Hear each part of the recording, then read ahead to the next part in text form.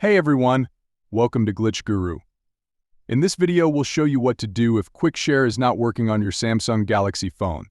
If you're having trouble sending or receiving files using the QuickShare feature, here's what you can do. First, open the Settings app on your Samsung Galaxy phone. Then, tap on Connected Devices from the menu. Next, select the QuickShare option. In this menu, tap on the Who Can Share With You option. Choose the Everyone option and tap Done.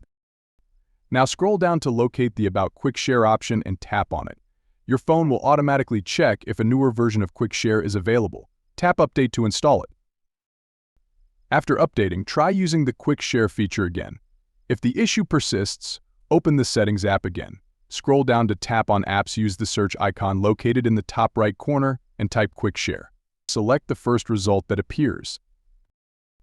On the App Info page, scroll down to tap on Storage, then tap the Clear Cache option at the bottom. After doing this, you should be able to send and receive files using QuickShare on your Samsung Galaxy phone. Let us know in the comments if this helped you, and don't forget to subscribe to Glitch Guru for more tips like this.